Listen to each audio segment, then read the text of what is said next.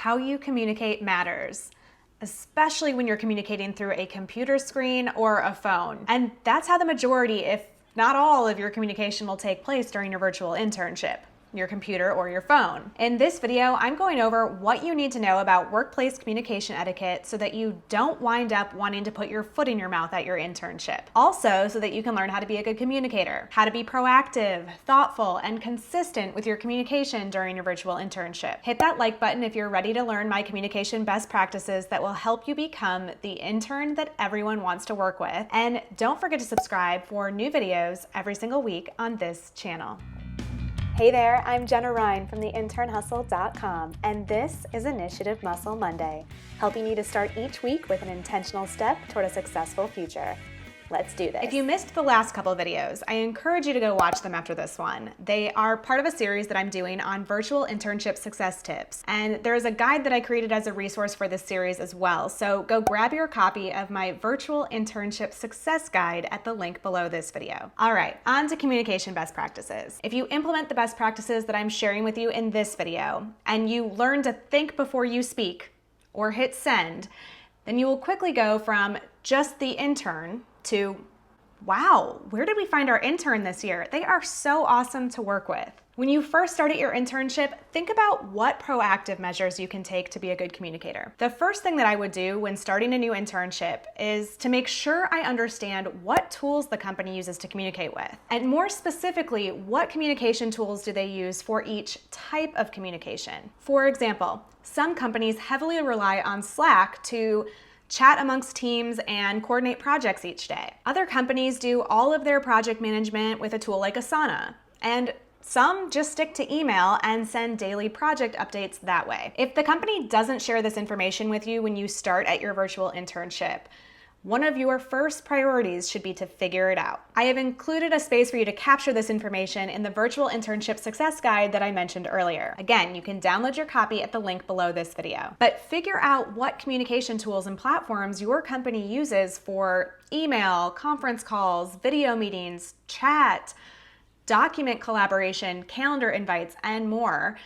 And then once you know them, use them appropriately. Another proactive step that you can take when you kick off your internship is to learn the preferred communication styles of the people that you'll be working the most closely with. In my last video, I already talked about doing a one-on-one weekly meeting with your manager and how important that is for your success. But chances are you're going to be communicating with your manager more than just once each week during your weekly one-on-one meeting. So ask them, how would they prefer that you communicate with them when you have questions or updates to share? Some people may be all about knocking out the quick questions and answers over chat, while others maybe want to see one summary email from you at the end of each day. And some may even be old school and expect you to pick up the phone. I said phone, I know, but you can do it. You can have a phone call. I recommend learning the preferred communication style of your manager or the person that you're going to be reporting into, as well as anyone else that you're going to be working with on a regular basis. Learning and using preferred communication styles is both proactive and thoughtful on your part. So let's step into some more thoughtful communication best practices, specifically thoughtful email communication. Look, there's a reason why there are so many work email memes floating around out there. It's because people can be the worst when it comes to work email. At my last corporate job, I would get close to 500 emails each day, and I would argue that over half of them were not related to me or even necessary. If you listen to anything that I have to say, I hope it is this: be thoughtful when you are sending and replying to emails at your internship. Okay, so the anatomy of addressing an email. And this may sound a bit basic to you, but I have seen way too many people get it wrong to not walk you through this step by step. The to field.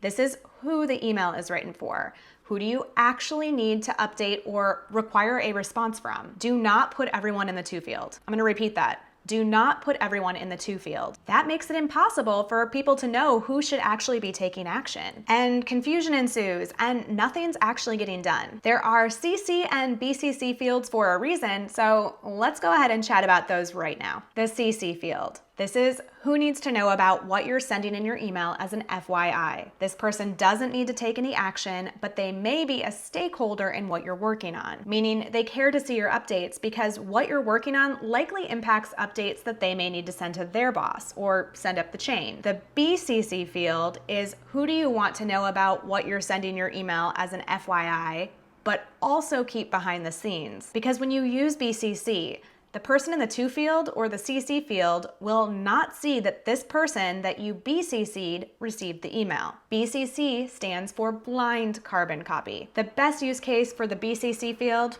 let's say your manager wants to know that you've taken action on a task that they've given you, but you're trying to spare their email inbox from all of the email back and forth that will ensue after you send this initial email. Also, the person that you're sending the email to in the to field doesn't necessarily need to know that you BCC'd your manager, because you've got this and you want to encourage them to work with you directly without thinking that they need to involve your manager every step of the way. If they see your manager in the CC field, they may be more inclined to just jump over you and go straight to your manager with any questions or follow-ups. So this is easily avoidable if you use the BCC field appropriately. The use of CC and BCC are great things to clarify with your manager when talking about preferred communication styles. Maybe they always want to be CC'd and never BCC'd. Maybe they never want to be included on your emails at all because they get way too many emails as it is. Check with them first. They will be so appreciative of your thoughtful approach to this. So that covers how to address emails.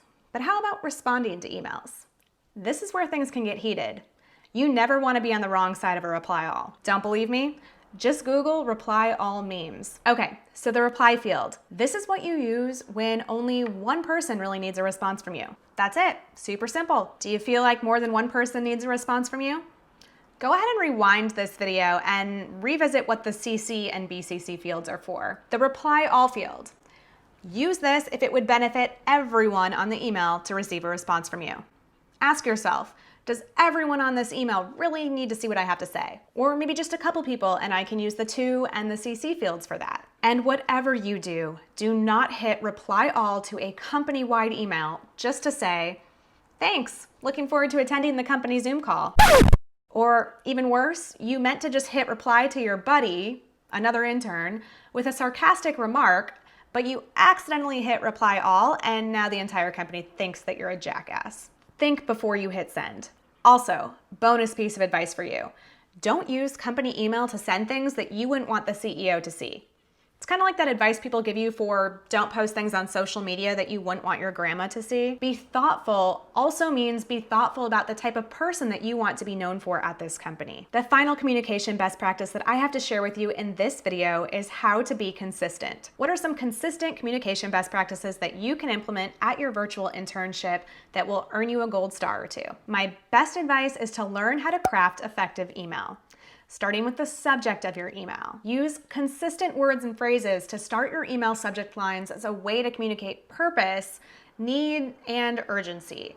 Then fill in the subject line with specifics so that if someone is searching for emails in their inbox on, say, Project Apple or Client 11, then they can easily locate emails that you sent them on this topic. For example, use FYI to notify someone that you've completed a task or to provide information for someone's review that is not required or time sensitive. So for example, if you're sending a general update on Client 11, say in your subject line, FYI, Client 11, blah, blah, blah, whatever else you need to include as part of this subject. Use Project Update in your subject line to deliver time-sensitive status updates for a specific project. Again, an example would be something like Project Update, Project Apple, week of June 8th. Another great example of a consistent starter phrase subject line that you can use is action required. And this is when you want to request specific action from an individual. You can also use urgent, but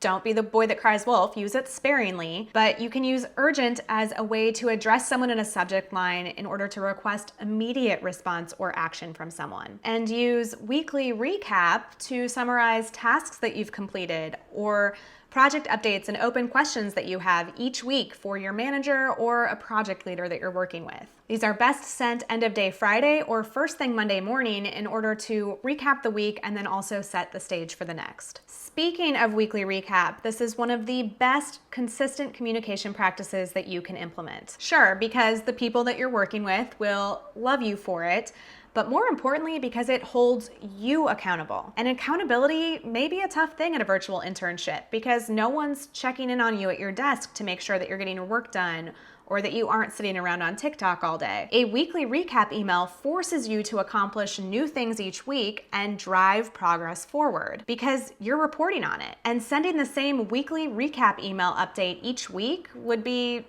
pretty boring and pointless for everyone involved.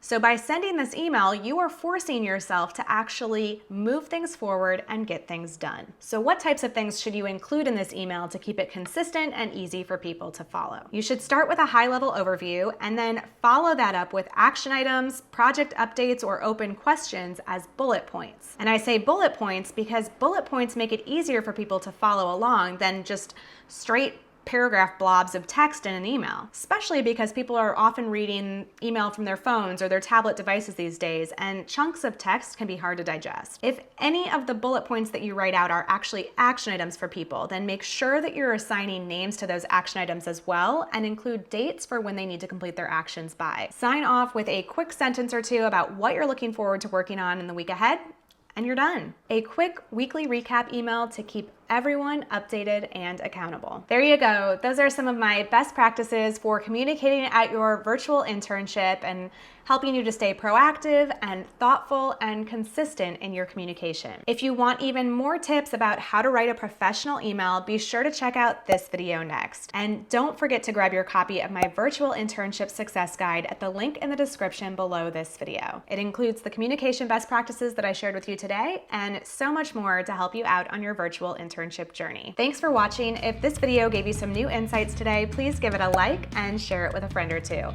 Hit that red subscribe button below so that you don't miss out on future videos. In support of your hustle, I'm Jenna from theinternhustle.com, and I'll see you next Monday.